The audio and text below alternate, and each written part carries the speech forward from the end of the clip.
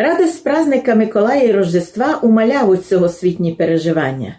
19 децембра ми отпразнували Святого Миколая, це по-гречески Миколая. Як пройшов цей праздник в Ужгороді? 19 децембра мы отпраздновали в Ужгороді величний праздник Святого Миколая, а также у співах колядок наших древніх карпаторуських, русинських готуємося вже до Рождества Христового. Цим елементом народ наш відповідає нам, що якраз іменно радость Миколая і радость чеканого Рождества Христова покликає нас не дивитися і не переживати на всі ті проблеми, які навалюються на нас, на наш народ і взагалі проблеми в цілому світі. Майся нам порадувало в те, що в день 19 децембра на Святого Миколая ми попразнували ото з дітьми у родинному будинку «Нова сім'я». Сам наш владика митрополит Фьодор завжди традиційно прибуває з великим, таким впечатлительним подарком. Всі разом співають, колядують, общее благословення, дітки беруть благословення. Владика маленько скорше йде, бо йому треба було на всеночне бдіння, дітки продовжують праздник.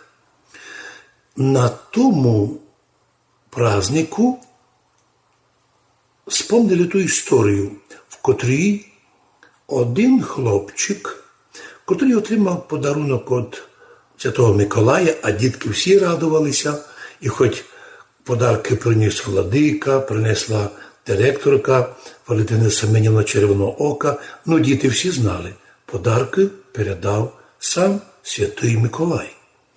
Но тут важно, що споминається історія, коли вуйко Іванкові, котрий хвалився, що йому Миколай приніс подарунки, прямо сказав Іванку: не Миколай, а твій нянько купив той подарок і передав мамці. Мамка розклала вам дітям у ту паночки.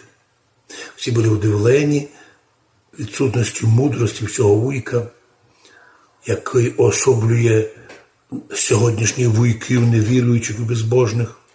Ну, хлопчик спокійно сприйняв таке слово і сказав: вуйко, я знаю, но я молився Богу, щоб Господь дав здоров'я нянькові і мамці. Єдним я з вами не согласний. Вуйко каже: а у чому, Іванку? Бо я молився Святому Миколаю, і в молитві ніхто не був присутній, крім одного Бога над нами. В одному, вуйку, я з вами не согласний. Коли я молився Святому Миколаю, то ніхто не міг знати і чути, що я просив. А нянько купив точно то, що я просив. А значить, подарок прийшов від Святого Миколая.